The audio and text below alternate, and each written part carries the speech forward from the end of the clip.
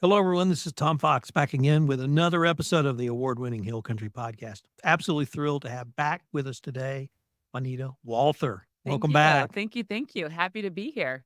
So the reason I wanted you to come back, Juanita, is you touched on this the first time we visited, and it was a business you had started, a transportation business. Looks like to me you've had a bit of success with that. So I wanted to just Yes. visit with you about that, being an entrepreneur, being creative in a place that I think there's a lot of opportunity, but perhaps others don't see the opportunity you and I see. So with that, could you take us back to how you identified a need for a transportation service in Kerrville and Kerr County?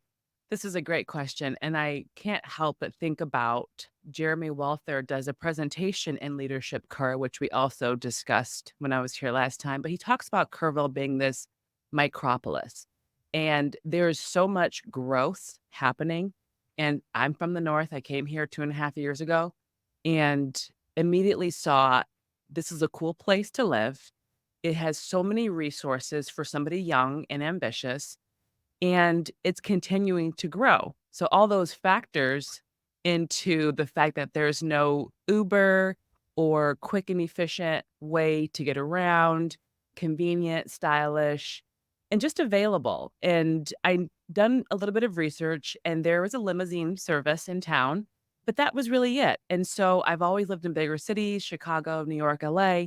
I've never been able to not just grab an Uber. I mean, most of my adult life has been an Uber. I mean, I grew up watching, Gossip Girl, and they had their, like, limousine, so I thought my black car service in Chicago, when I would p pick up my phone, was my limousine, so I felt a certain kind of attachment to that vibe, and it wasn't available here. And so I initially thought, we have so many cool wineries, cool breweries, so many great events. Often, it would be a great service to offer people going out, drive safely, or get around safely, and not have to think about just driving intoxicated. That was the initial desire because that I was the client there. I'm going to these events and I have to cut off after an hour when I'd rather just stay for another hour and get a ride home. So that was really the brainchild of just I saw a need. I saw that we're growing so much with a demographic very similar to myself. And if I didn't start it, somebody was going to start this. So you're a couple of things there that really struck me. One was the need or opportunity you saw, but it really just blossomed after that. It's not just picking up people at 2 in the morning or late at night. There's a need for transportation literally all day long in our town. Absolutely. And I have been able to adjust to the market needs and find a really sweet spot with a few dozen clients now that regularly travel. Like 90% of my business comes from airport transfers. And as we all know, there are business people in the community. We have family in different parts of the world. So I have a lot of clients that regularly travel for fun or a Thursday, Friday departure, and they're back on Monday. And so serving those few clients very well has served me to get referrals and repeat bookings. And so it's really grown at a pace for me to be able to manage. I am a one-man show. I have access to 3 other drivers, but as often as I can drive, I do to keep the business profitability in-house. But it's really just been able to serve a white glove experience to people that want to kick back in the back of the car, get on a business call, pop open a laptop, zen out from the day and get them safely. It's actually been great. We have business people, but I also been growing to our community. You know, we have an elderly population that don't want to drive to the airport, don't want to drive to Houston. And there is, I forgot the name of it, but there's a shuttle service from San Antonio to Houston. So that's been a really big opportunity too. So really just responding to the needs that I've been able to meet. It's been a really absolute pleasure meeting people and serving in this way. So when my wife and I were looking at relocating, I told her that my goal was to be within 1 hour of a great regional airport. Yes. And that's what we have here in Kerrville. Can you talk about the why it's so important to be, if you're still traveling as part of your business, to be close to a regional airport so you can go to one of the hubs?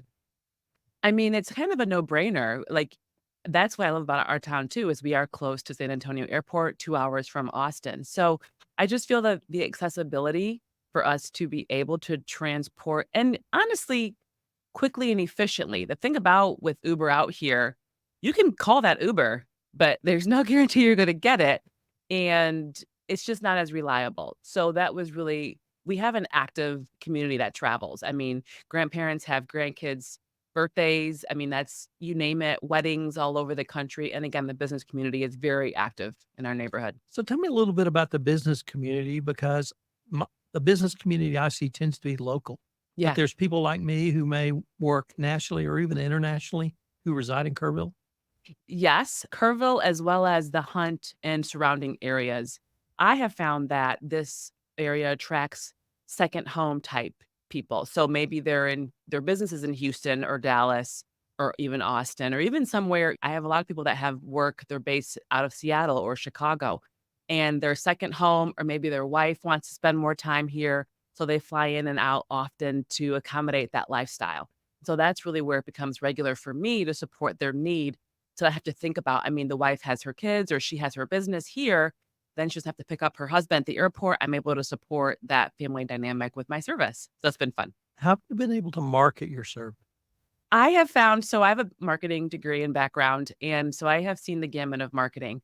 And especially this is true often. My first job at Forbes taught me that people like to do work or business with people that they like.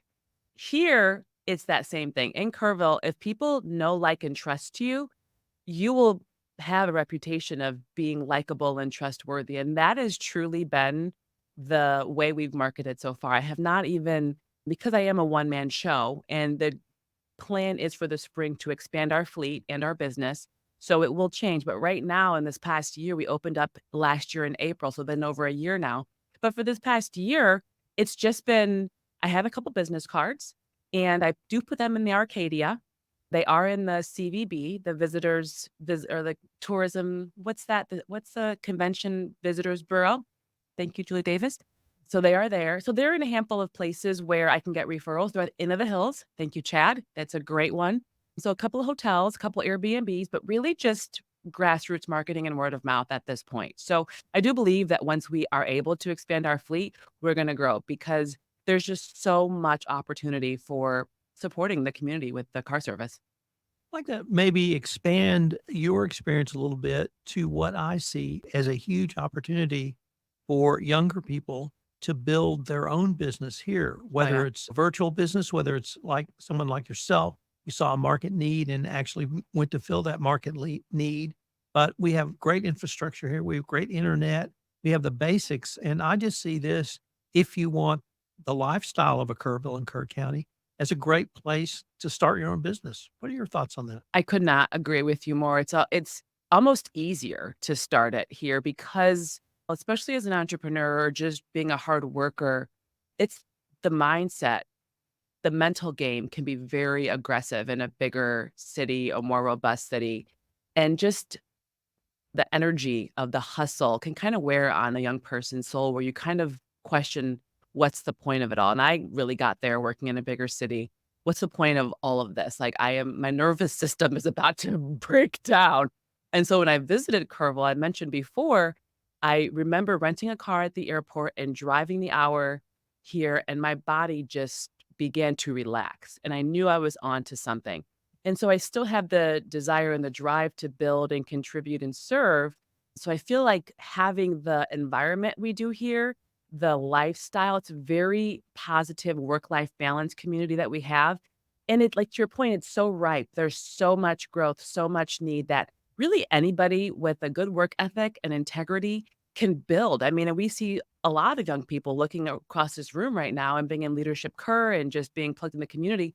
There are lots of great, talented, ambitious people, and that's attracting, I think, more. I mean, me coming here, meeting my husband and seeing both his brothers are entrepreneurs. And so just seeing the capacity for growth and just keeping at it. I've discussed with Andrew even like just keeping at things over the course of the year that builds your credibility, that builds your awareness, and it makes it almost easier because we are a small town. So once you're known, I mean, April was our busiest month, and I truly didn't do any marketing. It was just at that point, my card had been passed around, clients were referring, we had the eclipse. And so a lot of things organically here are built in to support an entrepreneur.